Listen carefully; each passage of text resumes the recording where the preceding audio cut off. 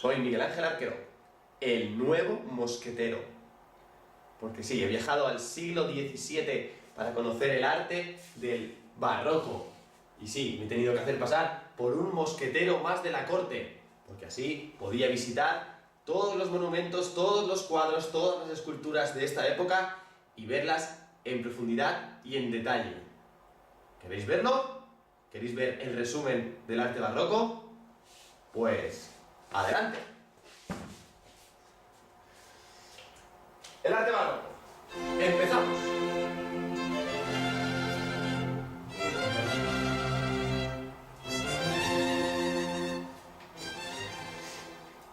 Como siempre, antes de entrar en materia del arte del barroco, vamos a conocer las características fundamentales de esa época, de la época barroca.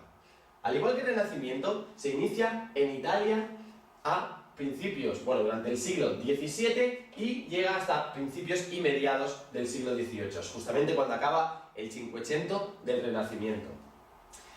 Esta época social se caracteriza por dos hechos fundamentales, que son, por un lado, la ruptura entre católicos y protestantes, y por otro lado, las monarquías absolutas ya se han establecido, ¿de acuerdo? Entonces, en una búsqueda de estas dos partes sociales, de un instrumento de difusión y propaganda, es donde aparece el arte. El arte se utiliza como un instrumento, como he dicho, de difusión y propaganda. Esto hace que, gracias a este hecho, no solo la época barroca se queda en Italia, sino que tiene una extensión mayor por toda Europa, mucho mayor que el Renacimiento. Una vez vistas las características de la época barroca, vamos a ver las características principales de su arte, del arte barroco. El arte barroco es denominado en ocasiones, muchas veces, el arte de la apariencia. ¿Por qué? Porque se busca en todo momento la expresión escénica y teatral. De ahí la frase en latín esse est percipi, que significa lo que parece es. Se produce una ruptura ya definitiva con el clasicismo renacentista, debida a, como veíamos, a finales del Cinquecento del Renacimiento, por la evolución del manierismo. En este caso, se va a representar en el barroco mediante la exageración de la expresión artística y, sobre todo, lo veremos ahora, una decoración exagerada. Veamos ahora la arquitectura de la época barroca.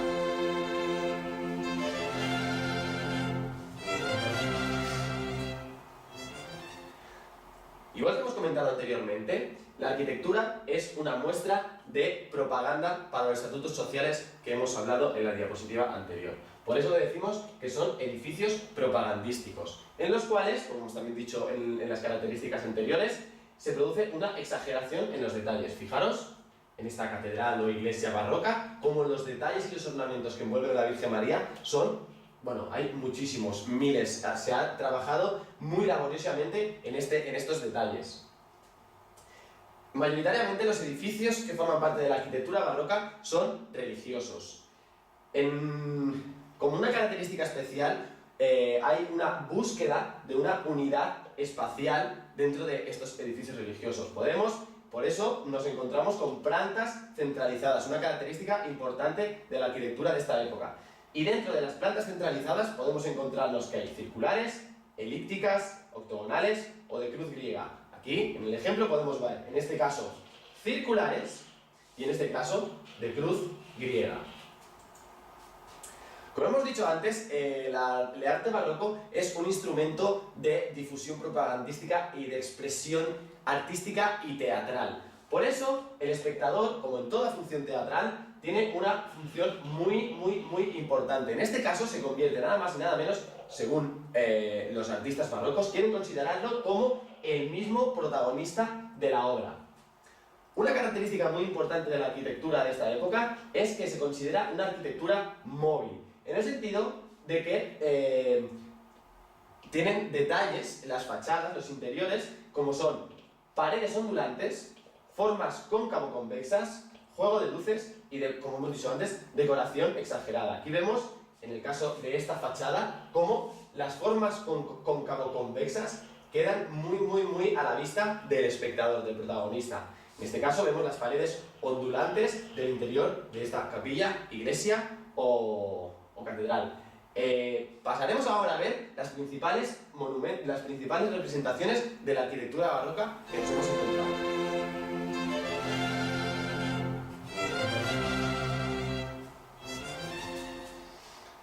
Las principales representaciones de la arquitectura barroca son, entre otras, las siguientes.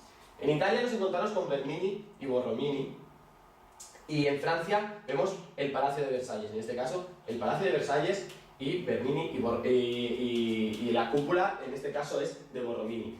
Vemos cómo las características anteriores quedan reflejadas en estas dos fotografías. Detalles, exageración en los detalles, paredes ondulantes, etc.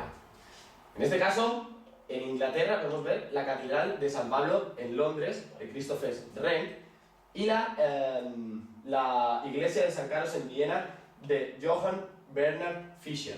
En el caso vemos la diferencia entre las dos porque en el caso de la Catedral de San Pablo es una catedral que se acerca más al clasicismo del Renacimiento, y en el caso de la Iglesia de San Carlos de Viena es una catedral que se acerca más a la época, al rococó, dentro del mismo barroco, donde aquí la exageración de los detalles es es mayor, hay una evolución respecto a lo que se considera en el barroco. Vemos las diferencias, más o menos, no se puede apreciar mucho en la foto, pero esta es más simple, más sencilla, y aquí hay una exageración y una laboriosidad en los detalles mayor.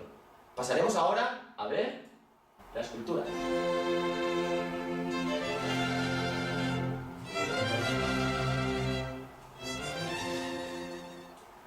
La escultura, al igual que las otras representaciones artísticas del barroco, tiene su origen en Italia y tiene un principal representante de este estilo de arte, que es Gian Lorenzo Bernini, que luego hemos visto también que era un muy buen arquitecto. Siguiendo con la evolución que nos encontramos con el del manierismo del Renacimiento, del Cinquecento en el Renacimiento, vemos que las características son bastante similares y de hecho hay una evolución respecto a lo que vimos en el manierismo del Renacimiento. Por ejemplo, se rompe con el equilibrio, en las figuras se puede percibir dinamismo y movimiento, y se realizan composiciones abiertas. Vemos en el caso de las composiciones abiertas la estatua de San Longino del mismo Bernini, y en este caso la rotura del movimiento, el dinamismo, dinamismo y movimiento lo podemos percibir en el David de Bernini y en el Milón de Crotona de Puget en este caso. Vemos que aquí hay tres fotografías tomadas de diferentes ángulos del David, y como se puede percibir que David está a punto de lanzar la piedra lanzada con la honda hacia Goliat.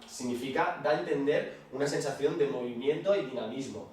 En este caso, en el Milón de Crotona también se percibe un poco la rotura del equilibrio, puesto que no está reposado sobre las dos piernas.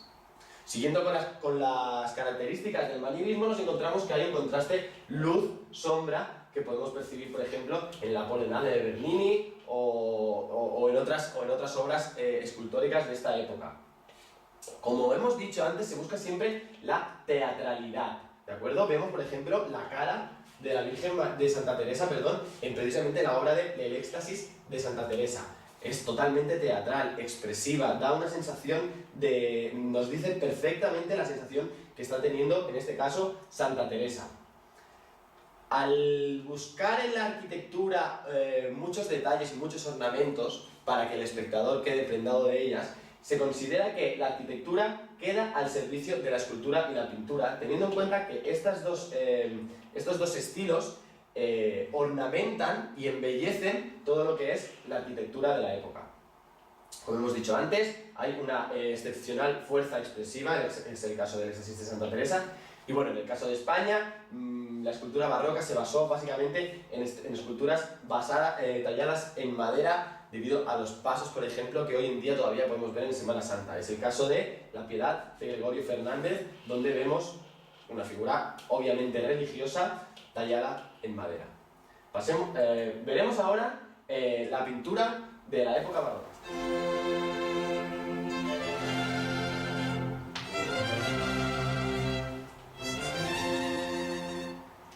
Algunas características de la pintura de la época barroca son las siguientes. Por un lado, utilizan una pincelada suelta y abierta, y continúan con el trabajo de color predominando este sobre el dibujo de la obra.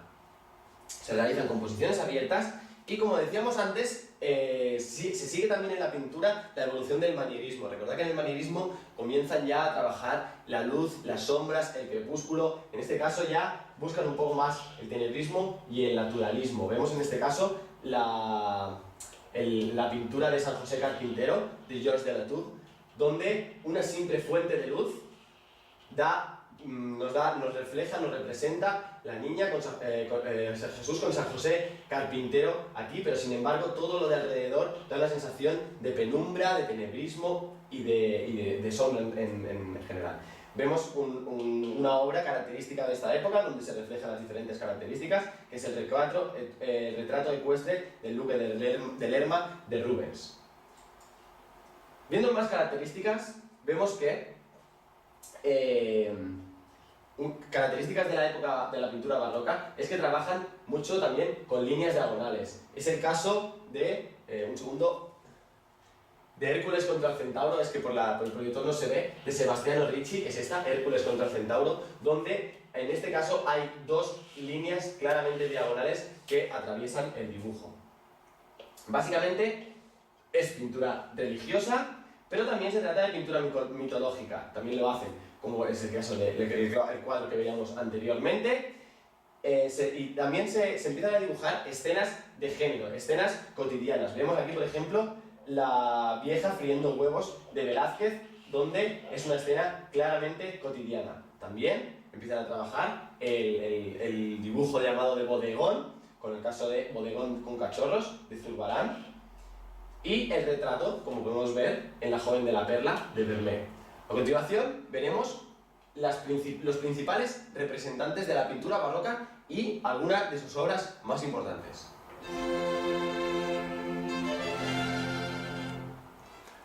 Para ver los principales representantes de la pintura barroca, vamos a hacer un recorrido por los países de Europa. Vemos que el protagonismo se lo lleva Italia, con la figura más importante posiblemente de la pintura de esta época, que es Caravaggio, o una de las más importantes, y su cuadro, La crucifixión de San Pedro, donde podemos percibir algunas de las características que hemos mencionado anteriormente, como son las líneas diagonales representadas por el mismo San Pedro crucificado y el hombre que está levantando la cruz, el uso de la luz, el cual lo vamos a percibir en prácticamente todos los cuadros que veremos a continuación, y que se trata de una pintura, en este caso religiosa. En España nos encontramos con que los principales representantes, estamos dentro del siglo de oro español, muy importante para la pintura de nuestro país, y cuyos representantes principales son Ribera, Zurbarán, Murillo y Velázquez. Vemos en este caso el cuadro de Los niños jugando a los dados de Murillo, donde quiere representar una escena cotidiana y donde el trabajo de luz y sombra es muy elaborado. En el caso de el cuadro del Triunfo de Baco de Velázquez,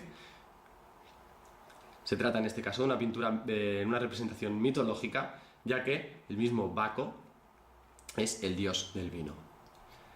Siguiendo con nuestro recorrido por Europa, pasamos a ver los representantes de los Países Bajos, representados por Rembrandt y Rubens, donde podemos percibir aquí dos de las obras más importantes, en este caso de Rembrandt, La tormenta del mar griego, donde se puede percibir claramente una línea diagonal que cubre todo el cuadro, que atraviesa todo el cuadro, y el trabajo de la luz y las sombras está muy elaborado. En este caso, La adoración de los pastores de Rubens, donde una vez más la luz es importante y es la principal característica de este cuadro. En el caso de Francia, vemos que los principales representantes son Toussaint y Georges de Latour, y sus cuadros, en este caso, El recién nacido de Latour, donde una vez más, el uso de la luz, con una sola fuente de luz dejando de entrever el fondo negro y oscuro y ténebre del cuadro. Y en este caso, en caso de Poussin, Tancredo y Herminia, es el cuadro que nos quieren representar, donde otra vez más el uso de la luz es importante.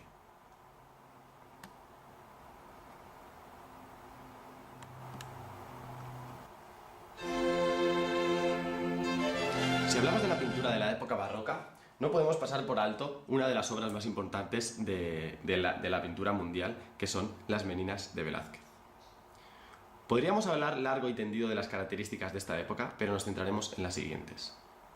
Considerada una de las obras más importantes, como he dicho, del arte pictórico mundial, Las Meninas es un cuadro mágico, inquietante y a la vez sospechoso. Se dice que Velázquez no solo hizo uso de su enorme talento, sino que también recurrió a instrumentos como la cábala, a teorías pitagóricas y, según se cree, a ciencias ocultas. Se supone que Velázquez está retratando a la familia real, Felipe IV y la reina Mariana. Pero lo cierto es que lo que representa el cuadro es aquello que ven los reyes. De hecho, los mismos reyes se ven reflejados en el espejo de la pared, como podemos ver en el fondo del cuadro, y más específicamente en el zoom que hemos realizado de este cuadro. Esta es la representación del espejo que está en el fondo de la pared, que representan a los reyes Felipe IV y la reina Mariana. De hecho, el mismo Velázquez se autorretrata en este cuadro, y lo que se supone que está mirando es a los mismos reyes, los cuales está pintando en este lienzo que vemos enorme enfrente suyo. Velázquez tenía un conocimiento de astronomía grande, amplio, y ello quedó reflejado posiblemente en su obra. Por ejemplo, como podemos ver en el zoom detallado en este caso, se puede percibir dos detalles astronómicos importantes. Si trazamos una línea, vemos el círculo y vemos la línea que está abajo, son dos cosas diferentes. Si trazamos la línea que va desde el mismo Velázquez hasta la cabeza de José Nieto, que es el hombre que está al fondo en la puerta abierta, pasando por las cabezas de la infanta Margarita y de las dos meninas, obtenemos la forma de la constelación llamada Corona Borealis. Por cierto, ¿sabéis cómo se llama la estrella más brillante de esta constelación? En este caso, Margarita, que precisamente es la figura central del cuadro. ¿Será casualidad? Como otra representación astronómica dentro del cuadro, vemos que si formamos un círculo que encierra a los 7 protagonistas, nos encontramos con que Velázquez, casualidad, conscientemente o inconscientemente, ha representado el signo de Capricornio. Espectacular la obra de las Meninas de Velázquez.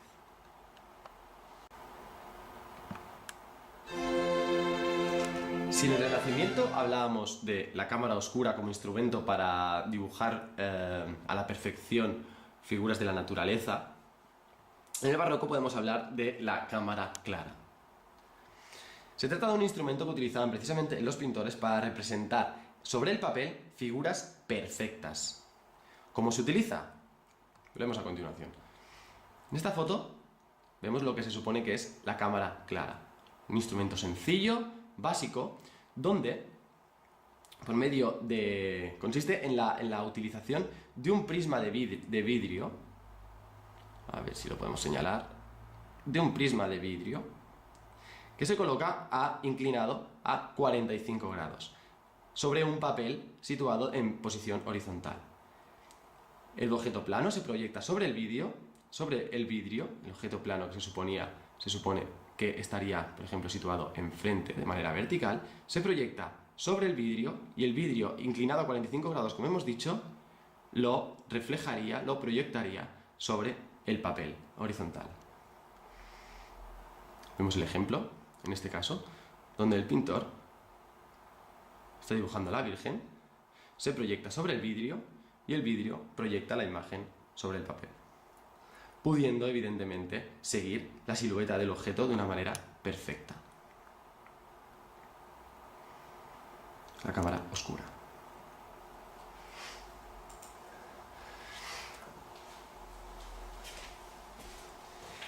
Y hasta aquí nuestro paseo por el barroco y las características de su arte. Nos vemos en nuestro próximo viaje, que será la primera parte del siglo XIX. Ya nos vamos acercando a la actualidad. ¡Hasta pronto!